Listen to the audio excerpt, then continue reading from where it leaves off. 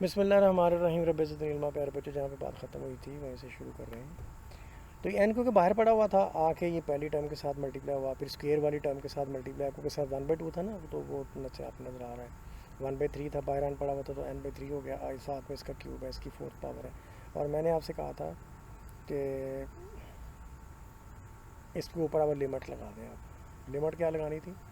ये देखो हमारा बाइनोमियल का जो मोमेंट जनरेटिंग फंक्शन था, ये देखो उसके एल एन पे हमने एन टेंस टू इन्फिनिटी लगा दिया। और इधर बेटा आपको क्या नज़र आ रहा है? इधर आपको क्या नज़र आ रहा है? ये देखो ये एन था, जब अंदर आया एन को खोला तो ये बेटा एन से एन कट गया ना। तो ये आपके पास बन गया t²/2 फैक्टोरियल। तो लिखा हुआ t²/2 फैक्टोरियल प्लस बाकी के ऊपर आपने लिमिट लगा दी, क्योंकि एन से एन काट के फिर भी नीचे एन बच रहा है ना आपके पास, उस सब के ऊपर आपने लिमिट लगा दी बेटा। ये देखो इन सब में एन बच रहा है इसके अलावा। अब जब एन टेंस टू इन्फिनिटी होता है ना, देखो बेटा नीचे ये आ गया, इस सब के साथ, इसके साथ ये आ गया, इसके साथ ये आ गया, बटे में एन आ गया, ऊपर एन नहीं है, बटे में एन आ गया, बटे में एन आ गया, बटे में एन आ गया, बटे में एन आ गया।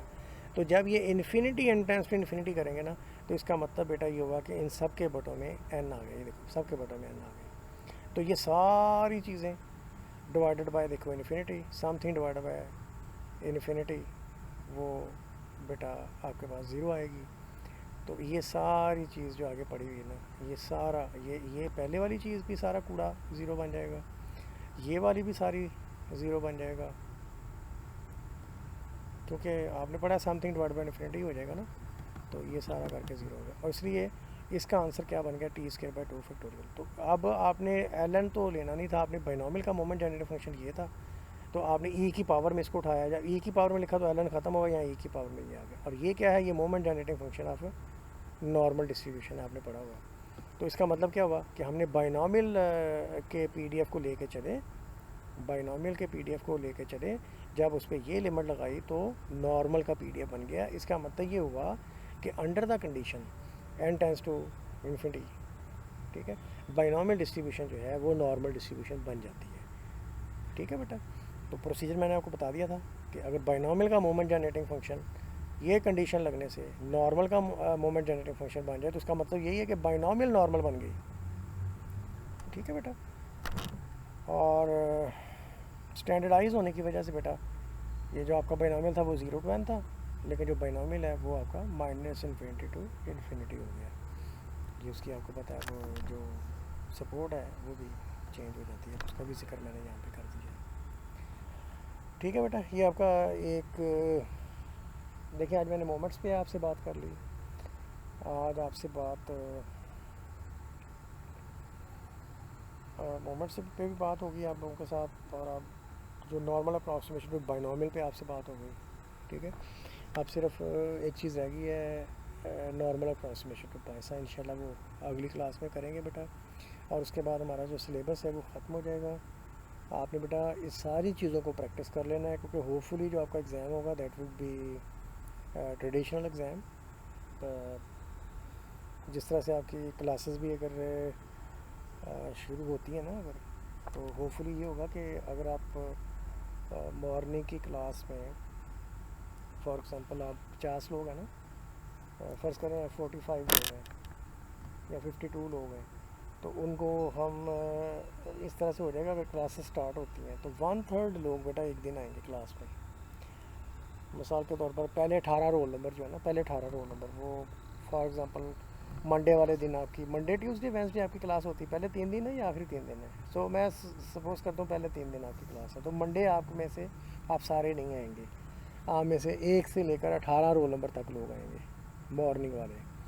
इसी तरीके से शाम को इवनिंग के सेशन में, इवनिंग के जो है ना 1 से लेकर 18 रोल नंबर तक लोग आएंगे। ठीक है बेटा, या 1 से मतलब 18 कर लो चलो, फिर 19 से लेके ना जो 36 तक लोग हैं वो मंगल वाले दिन आएंगे, बाकी कोई नहीं आएगा मंगल वाले दिन। और पीर वाले दिन कौन आया था? 1 रोल नंबर से 18 रोल नंबर तक। ठीक है ना, और उन्हें फिर जब पीर आप लोग आ गए तो मंगल आपने नहीं आना, ना आपने बुध को आना है, ठीक है। और मंगल किसने आना है? 19 रोल नंबर से लेकर 36 रोल नंबर तक, ठीक है। और बुध वाले दिन किसने आना है बेटा? 37 रोल नंबर से लेकर बाकी बच्चों ने।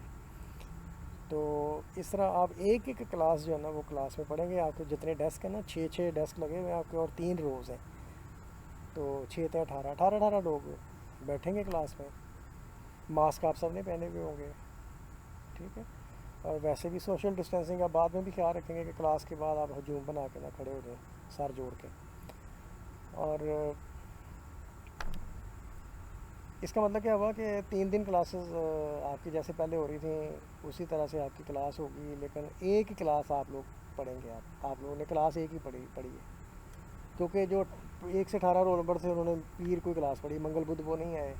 इस तरह से बाकी जो मंगल वाले दिन बच्चों ने आना है वो उन्होंने ना पीर को आना ना बुध को आना है, तो बुध वाले दिन जो है वो पीर मंगल को नहीं आए होंगे, इसलिए सब ने एक ही क्लास पढ़ी।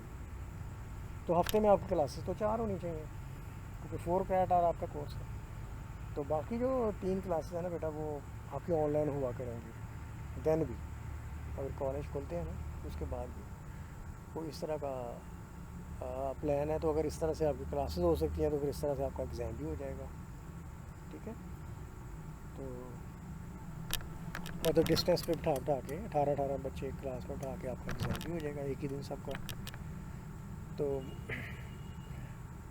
17 अगस्त से कोई इस तरह की चीज़ बन सकती है। अभी this is not final yet, लेकिन मैं आपको थोड़ा सा जो मतलब चीज़ें चल रही हैं ना इस तरह की पिक्चर बनेगी।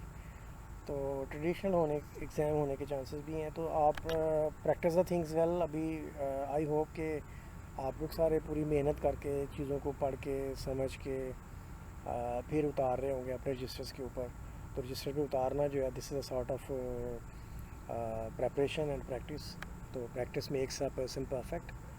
सो होपफुली आप तैयारी कर रहे होंगे, बट और भी ज़्यादा प्रैक्टिस बेटा आप अपने तौर पर करें। अपने पास रफ पे लिख के चीज़ों को देखें कि आप कर पाते हैं इन प्रूफ्स को, आर्टिकल्स को, मीन वेरिएंस वगैरह को, मूवमेंट रिलेटिव फंक्शन को, उनको बार बार प्रैक्टिस करें, ठीक है ना। ट्रेडिशनल एग्ज़ाम की आप करें। अब सिलेबस तो आपका अभी जो इसके बाद मैं एक वीडियो लेक्चर आपको भेजूँगा उसके बाद आपका ख़त्म हो जाएगा, बट ऑब्वियसली प्रेपरेशन बेटा ख़त्म नहीं हुई। तो मैंने इसके ऑब्जेक्टिव पे बेटा अभी फोकस करना है। तो अब इसके बाद मैं आपको ऑब्जेक्टिव भेजा करूँगा, जो कुछ आपने पढ़ा है उसकी बेस पे आपने उन ऑब्जेक्टिव्स के जवाब देने। खुद से आपने पूरा जो सिलेबस आपके रजिस्टर के ऊपर चढ़ चुका है उसमें से आपने चीज़ों के आंसर ढूंढने। अगर हम कोई आपसे डेफिनेशंस मांगूँ तो वो आपने ढूंढ के उनको अलहदा से, अब असाइनमेंट्स को भी आपने, क्योंकि मुझे भेजना है तो रजिस्टर्स पे ही आप बेटा उसको आप करते चले जाएँ। ऑब्जेक्टिव भी आपसे पूछूंगा, शॉर्ट क्वेश्चंस भी पूछूंगा, जहाँ पे आपके प्रॉब्लम्स होंगे वहाँ पे उनको डिस्कस भी करूँगा आपके साथ। और बड़ा अच्छा आपने काम किया, very pleased with your response. काफ़ी अच्छी आपकी बॉडी लैंग्वेज रही है, ठीक है। Although I was unable to see you, but in terms of whatever you were sending to me, I have concluded that you people were dedicated और hard working आपने अपने आप को शो किया है और डिसिप्लिन शो किया है। कोई बदमज़गी बेटा नहीं हुई आपके ग्रुप के अंदर, कोई मतलब स्टडी से हट के आपने कोई ऐसी चीज़ें शेयर नहीं की ग्रुप के अंदर, पूरा डिसिप्लिन का मुजाहरा किया है। सो क्लास के अंदर आपका जो डिसिप्लिन था और बॉडी लैंग्वेज थी उससे बेहतर आपने बेटा ऑनलाइन क्लासेस में आपने ख़ुद को प्रूव किया है। एक डिसिप्लिन क्लास प्रूव किया है और ऑर्गेनाइज्ड क्लास प्रूव किया है, एक हार्ड वर्किंग क्लास आपने खुद को प्रूव किया है।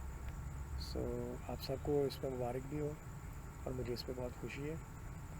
और आपके जो भी एग्ज़ाम्स जिस तरह से जिस फॉर्मेट में भी हों बेटा, ऑब्जेक्टिव फॉर्मेट में हो, शॉर्ट क्वेश्चंस में हो या ट्रेडिशनल उसी उसमें हो रूटीन में, तो उसके लिए wish you all the best. और थ्रू आउट द सिलेबस अगर किसी बच्चे को भी कोई प्रॉब्लम है तो बेटा आप वेरी कॉन्फिडेंटली मुझे पूछ सकते हैं। मैं I always welcome questions from students time, ठीक है बेटा। Wish you all the best. अपना बहुत सारा ख्याल रखिएगा। अल्लाह।